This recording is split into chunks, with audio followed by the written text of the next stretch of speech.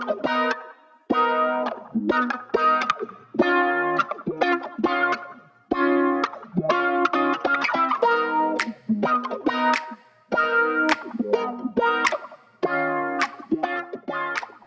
at Frank H Mann, and we're getting a tour and see where our veg is coming from. Cool. So we'll kind of start down the dairy fridge, Yeah. and we'll work our way around methodically. Cool. Actually, we'll have a quick look in this one. Might as well do them all. So this is the dry goods room. Yeah. Dry goods are something that we're trying to develop, but we don't have much space right now until we make a bigger space for it. So we're just stocking the staples, as you can see, things like sweet corn, sugar, chickpeas, baked beans, that kind of thing. Well, if you've got vans going out, you might as well fill them. Exactly that. These have been really popular, the dried forest funky ones, okay. but the dried Good versions. company, So basically, if it's local, we'll buy it. We'll stock as much local produce as we possibly can. How long has the business been going? 1948. Yeah, I thought it was a long time. Yeah. So started off as a florist, and then we've not done flowers for about 11 years now. 12 years since we did flowers. We and then just fruit and built veg. this side up. Yeah, exactly. Yeah. 'Cause you've been here a long time as well, haven't you? Since day one. It's never been anywhere else apart from here. Yeah. 99% of the dairy we source from Trewithen. Okay. People like that brand. It's reliable. The quality's good, and the price is right. And Cornish as well. Yes. So. Yeah. Exactly.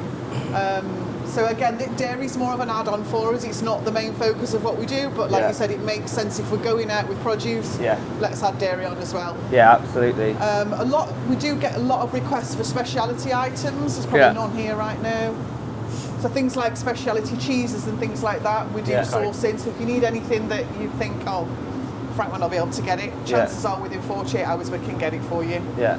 But things like all of your yogurts, creams, Stilton, juices, purees, things like that. They're all from the same bunch as well. All true then. Yeah, butter, everything all comes from the same place. Yeah. Yeah, it's quality products. This. Yeah. It's what we use at the pub. Is it? Yeah. Okay. Yeah. Cool. We often, we get so many calls saying, "Oh, I've been offered my milk at 1.29, and it's kind of fresh waste milk, and the packaging's rubbish, and the brand's not so good." So we'd rather stick with the brand that we know and the quality. What with something like milk, because this is like alien to me. Okay. How do you assess the quality? We try it, basically. You try it and it's just the taste, is it? And even little things like with the packaging, with some of the cheaper brands, the bottle is so flimsy, and you get so many burst bottles, and you put it on the morning and it's leaked everywhere, and because it's just thin, cheap plastic. The branding's not so good. It just looks budget, really. So we'd rather have a reputable brand that we know the quality is good. So anything that comes in that's new, we all try it. Okay. And we kind of have a best way. a vote. Even if it's some wild exotic fruit, everybody has to try it. Even if they don't eat fruit, they're eating Same it. as our How budget, many, we're saying they try a steak off each cow, don't they? To make sure the quality's there. Well, that's the only way you can find out is to try it, isn't it? Yeah, definitely. The animal hasn't been stressed, but if it's the texture's right. Yeah. How many employees is there here? At the minute, we've got 42. So that includes all of the drivers, all of the office staff, everything like that. Does go up slightly in summer. When we need more picking staff to facilitate what we're doing.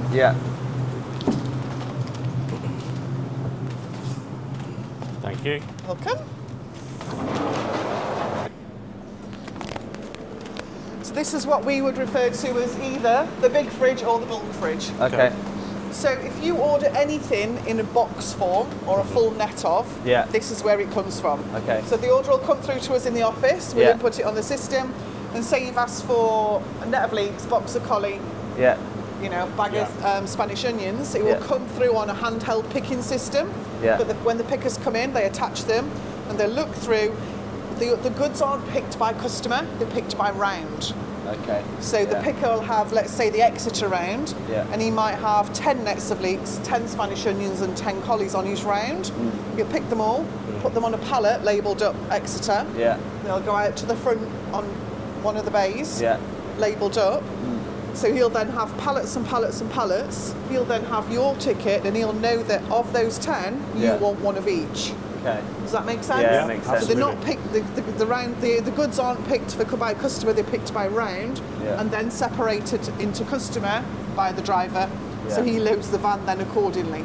Yeah, it makes sense. Yeah. Trying to be as efficient as possible. Exactly. Yeah. Because if he was, otherwise he would be in and out the fridge a million times a night. Yeah. No, that makes sense. Yeah. So it's basically veg down that side, fruit down that side. Yeah. The tickets all above basically tell you obviously what the product is, what the weight of the product is, then our internal sales code. Yeah. If the ticket has got a name on it, like that one, the cabbage Savoy ×8 Thorn, that means it's local, that's the name of the grower. Okay, cool. So if we were to get Savoys in later on from Luscombe's, that would need a new ticket and a new code. So we know which grower is on which code. And you know where things come from, so you can track it back. Yeah. And they don't always come in the same box size. Like at the minute, for example, collies are a bit of an issue. They're quite small. Yeah. Is that due to the weather at the moment? Due to the weather. Yeah, because everything's underwater. They're having to get them out a little bit sooner than what they would like, meaning they're quite small. Yeah. So these at the minute, we're working Cornish. Yeah. French ones are available, but the French know that we've got problems with the weather. So they charge more. They've doubled the price. Yeah. So they're wanting £2 a collie at the minute. £2 a collie, wow. So that causes us a bit of a balancing act in that, do we stick with the smaller English, where people will complain because my collie's really small?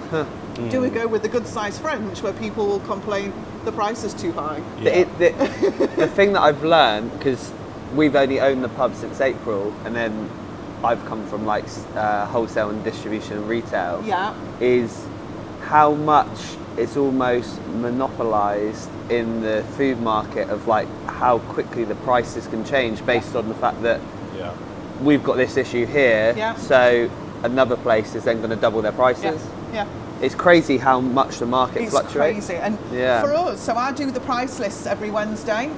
And makes it a pain for you. It's difficult, and it really, because what you don't want to do is put your price too high so that it puts people off, but also, you know, we're here to make a little bit of money as well. Yeah, definitely. So I've come in this morning, and for no reason whatsoever, limes have gone up by £7 a box.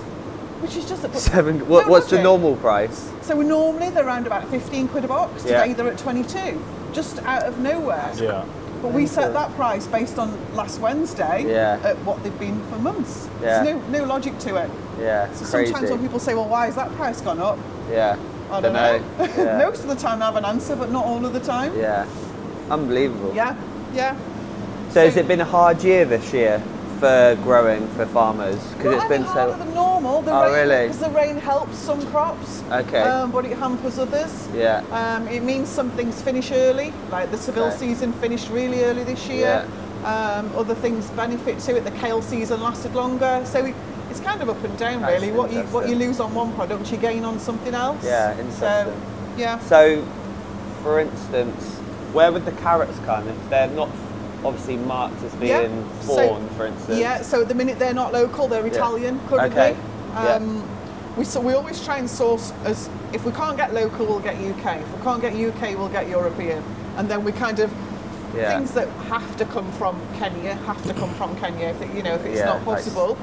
But we'll always... Like baby corn and stuff like that. Things like that. They're always going to be imported goods. There's no way around that. And are they people obviously you've dealt with for years? The local growers? No, the people abroad in terms of... No, they tend to deal direct with the market. So the market will import from the overseas growers and we'll buy from the market. So we don't import directly. We buy from various different markets. Whether it be Bristol, excuse me, or London, whoever's got what we need basically. If I need something more exotic that Bristol can't offer, we'll go to Spitalfields or Western International and we'll source it from there instead. And then a lorry will come down and bring you... You want X number of trays of carrots, X number of trays of broccoli. Exactly that, So it's usually the minimum delivery is a pallet, which is kind of, I don't know, say 50 boxes of collie would be the minimum anybody would come from Bristol to Torquay for. Fair. How many customers do you service? Currently, just over 300. And then they like restaurants and a huge everything. Mix of from pop-ups, little tea shops, to restaurants, schools, bars, hotels, production kitchens, manufacturers. Anybody who needs food basically will come to us and say, can you do this for us? Nice. Cool. Yeah, aside from things like pumpkins, which are really obvious that they're only going to be at a certain. You do still get people asking for pumpkins in June. Yeah. Because somebody's put it on the menu and you expect us to magic it from nowhere.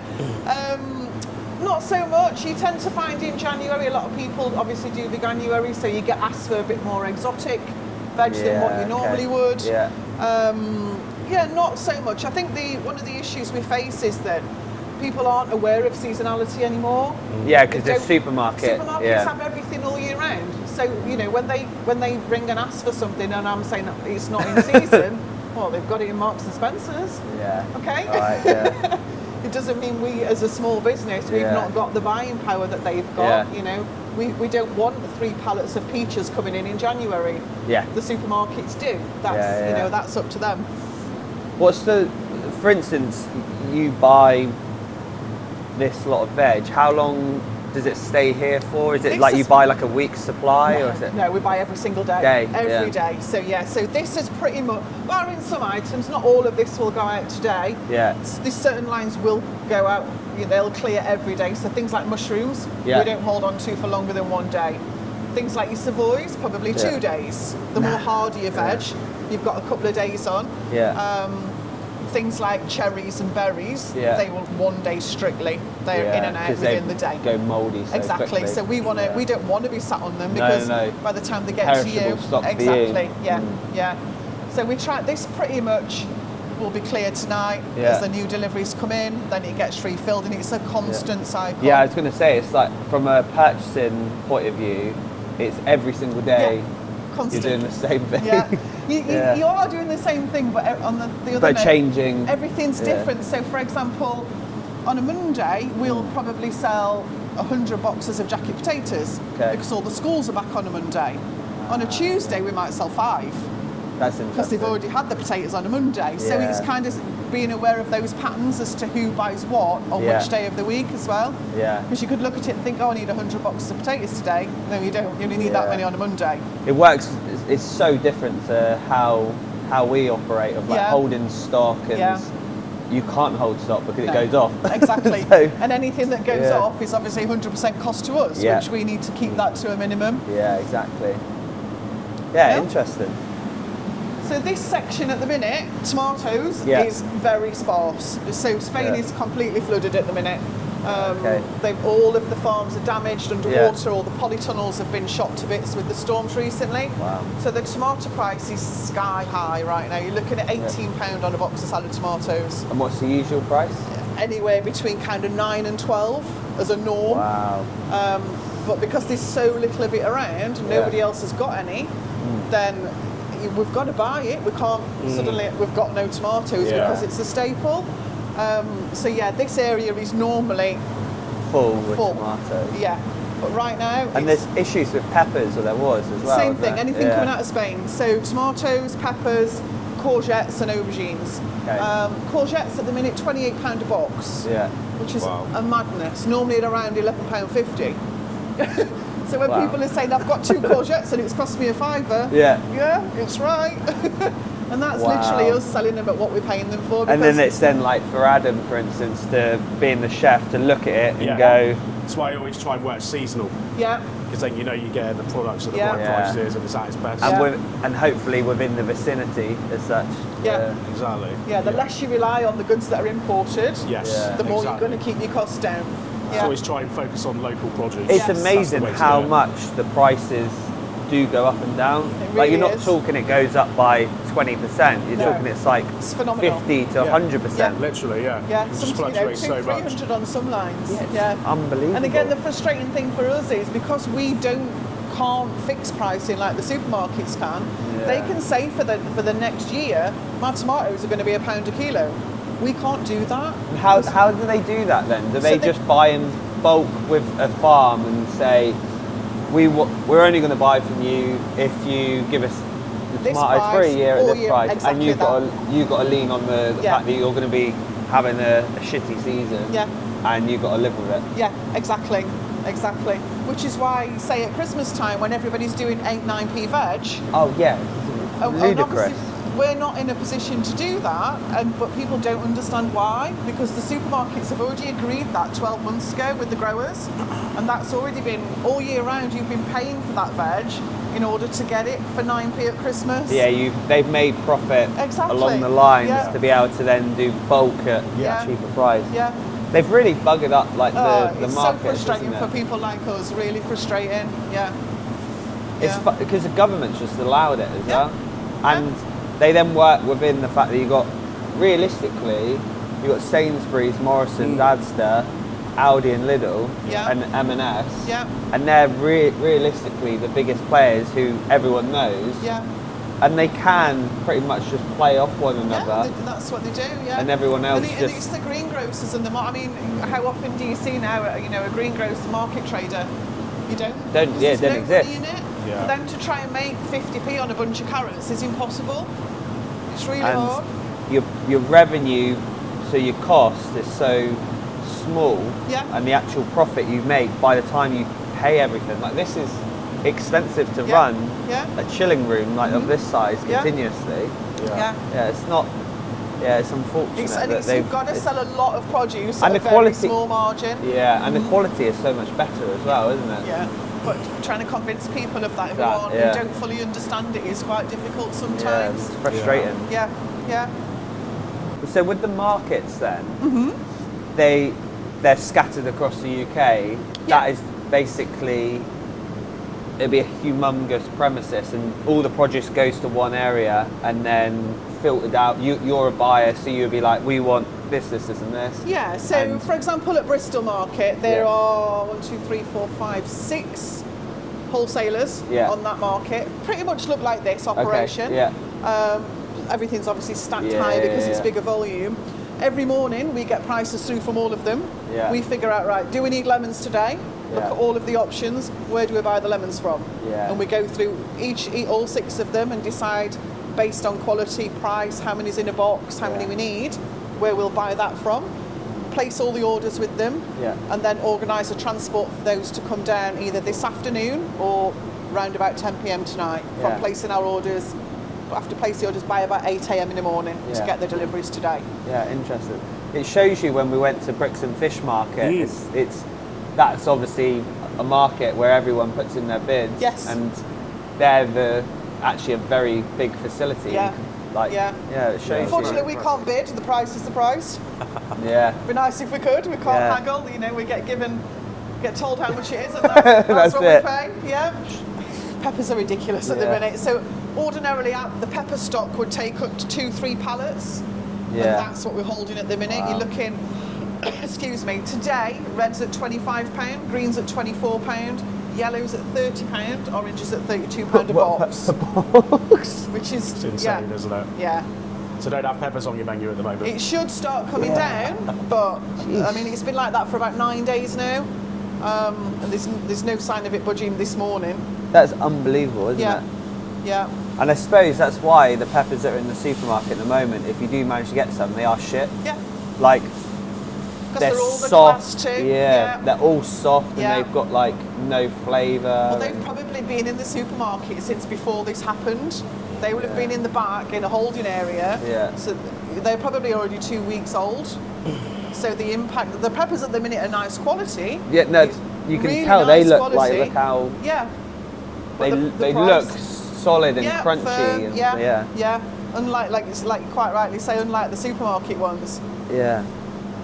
How do they get away with it then? That obviously you get stock coming in and out like every single day, but they can store it for 2 weeks. So they have a huge holding fridge at the back of the shop that you don't see, way bigger than this, where the produce is kept at a lower temperature, so it can be held longer basically, and then it's brought out as and when needed, which is why the quality when it's on the shelves never looks like this. I'm just saying that because I work here, but it doesn't look as good. It's obvious. Yeah.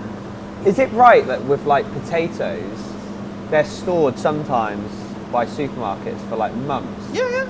And apples. The apples right now will be what were harvested last autumn. They're just kept in cold store. Wow. Yeah. So really, what you assume to be Yeah, it's not just fallen off the tree yesterday. No, fresh it's been fruit in a cold store for months and sometimes a year before it reaches consumer. Our whole logic on food has completely changed due to the supermarkets and the ability of convenience as well. Yeah. Because unfortunately, and what our expectations are of price. Yes. Because things like, obviously probably a couple of years ago, you could buy like a whole chicken, for instance, for like £4.50, and that used to be like the supermarkets basically ruining the chicken market. But now when you look, I think like a free range organic chicken's like 12, 13 quid now. How they've gone from being like everything must be dirt cheap to then, now we're going to go the other way and completely make it really expensive. Decided we can charge whatever we want because people will pay. Because people have to buy food. Yeah. There's no because everything over the last few months has been creeping up as well. Everything. Like mince, for instance, that seems to be really expensive now. Expensive, yeah. Like, again, like I think a standard packet of mince is gone up by like £2 or something, and then if you go and buy organic stuff, it's like £9 for a pack of 500 grams. And then when you think of everything else you need to make that meal, in days gone by, you would see mince as being a cheap option. You would do, Not anymore. It's a luxury item, isn't it? It's crazy. This shelf here is basically where we store, as you can see, dates, walnuts, dried figs, pre-packed beetroot, things like that. And then in here is the banana fridge. So it looks a little bit random, bananas and bread. Yeah. But they work better being stored at the same temperature. So all the fridges are temperature controlled based on what's in them. Yeah. So hence why we've got bananas and bread in here. Bananas are not so much of a problem for us if we get what we order. So you order banana in colour, 1, 2, 3 or 4. Okay. 4 being green, 1 being yellow. Yeah. So if you ask for 10 boxes of green and you get 10 boxes of yellow, you've then got a perishable stock. Schools want yellow bananas, and retailers want green bananas. Yeah, because they last longer. Got the right balance, but touch wood, it's not been a problem for a long time. We're doing all right on bananas. And bread being Hovis, is that like just... Again, that's like an add-on that we do for schools, care homes. Yeah. We only stock Hovis, white and brown medium slice, that's it. Yeah. We don't get involved in any speciality breads or anything like that. We could, but it's just another... It's one of those items that we try and avoid wherever we can. No, only... Well, we do a full stock take of the whole building every single day. Do you? Yes. Oh, wow. Yeah. So anything that's dated is checked every day. Yeah. And then so anything that's, not got enough days left, we basically... I've got 3 food banks that I work with. Yeah. I ring the food banks and they come and collect anything that we can't use. Yeah. If they don't need it, we donate it to pig farmers, so we don't have any waste at all. Good. No, nothing goes to landfill. Yeah, that's very good. Potato fridge. So, the 99% of our potatoes are sourced locally. Yeah. So all of the bakers, 3 sizes, 40s, 50s and 60s, they're all sourced locally from Walk and Produce. We've got dirty Marfona, wash Marfonas.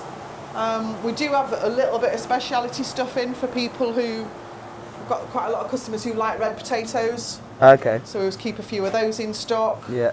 The mids must have sold out, mini mids, things like that. One customer in particular likes those Garden of Elvedon mids. Okay.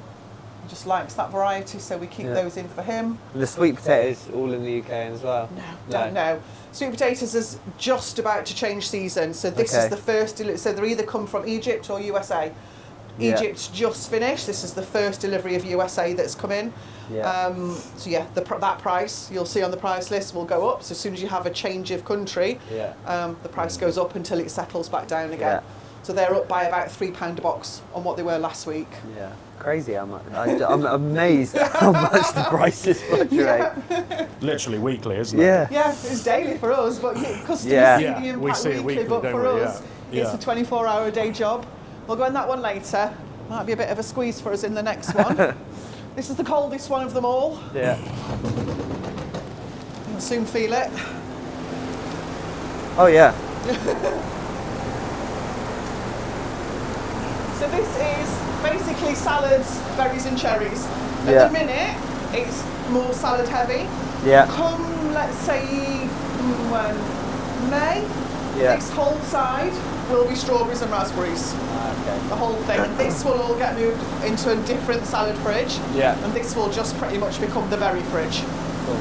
Because the strawberries... And that all comes from UK suppliers? It will do, yeah. So we've got 2 local growers for strawberries. Okay. And then as much UK as we can when the time's right. Yeah. At the minute we're working Spanish and Egyptian strawberries. Okay.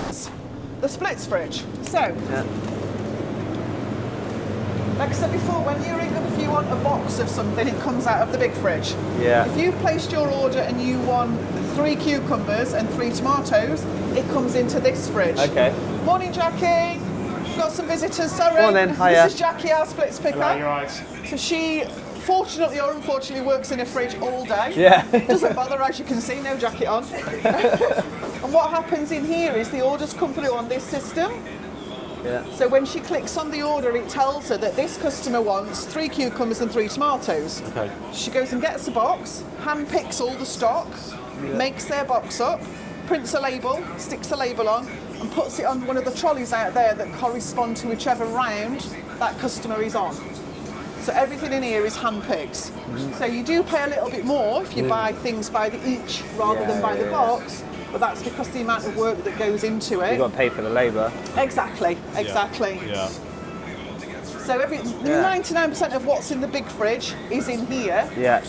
Not all items, but we do try and split down as many things as we can. Yeah. Don't want to limit customers, do you? No, we don't want to limit, but we also don't want to be left with part boxes of everything. So things like samphire. Yeah, okay. We will only sell by the box because if somebody asks for 200 grams, I know that nobody else is going to ask for 200 grams. Yeah. Excuse me. And we're going to then throw away 2.5 kilos.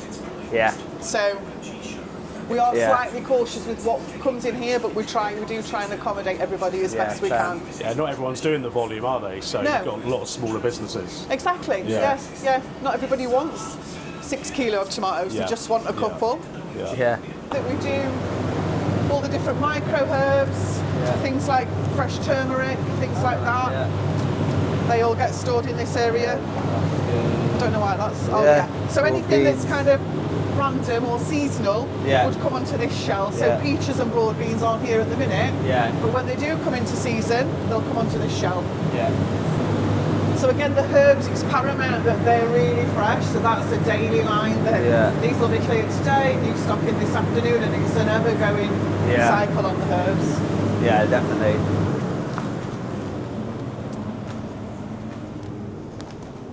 And that's just a little bit of storage in there that we use.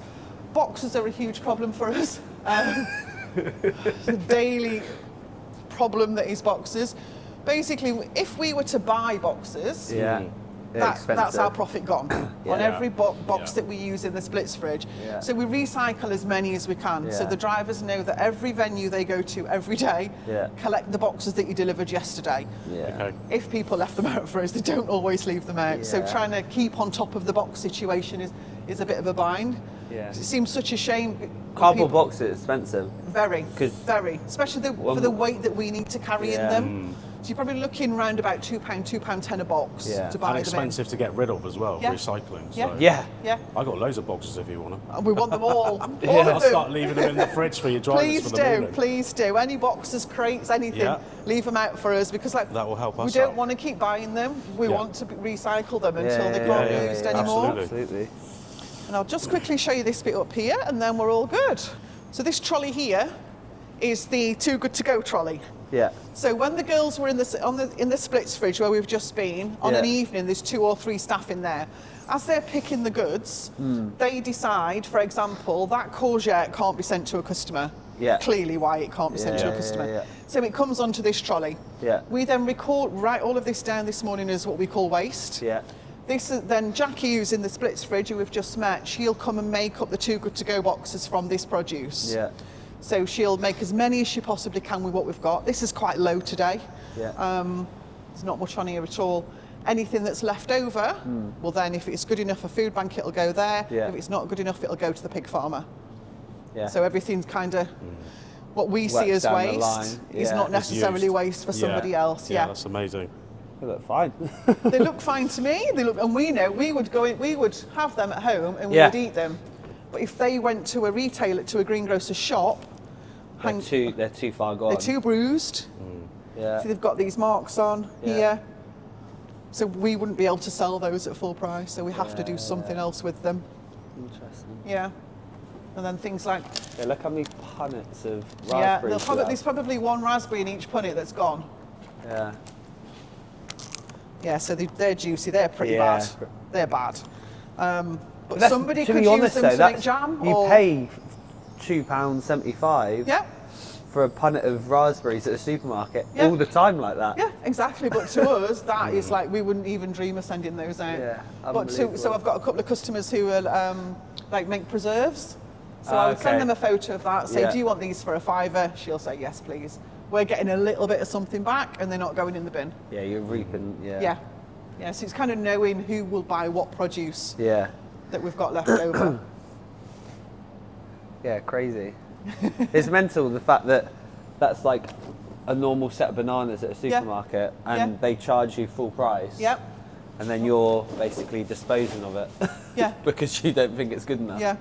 Yeah. We have to keep our standards really high. Yeah. If we don't, the minute you get a reputation for sending out poor quality produce, the customer's going to go somewhere else, you know, and you don't often get, sometimes one chance and then that's it, the customer's gone and you can't get them back again. Yeah. And because we are a small business, we can't afford to do that. No. So we can't afford to take the risk. I'm not saying everything goes out perfect all of the time, but we certainly do as best we possibly can to make sure that everything that does go out the door is as perfect as it can be. See what she just brought up now, some chicory. So this, so she's just done a check through the fridge, found that in there, can't do anything with it. Again, that's an item we have to stock because one customer buys it. Okay. But they'll only buy half a box at a time. So inevitably, we throw away the other half of the box once a week. But you charge them for it, basically? No, he pays, they pay the half box. They only pay for the half box? Yeah, they only pay for what we've had. No. It's just, we work in the thing that if we've always got that product in for you, you're going to buy everything else from us. And if we have to waste £5, then that's on us. Yeah, live with it across the... In order to keep that customer happy and to keep their business going forward. Yeah, it's like buying a customer in the beginning. Yeah.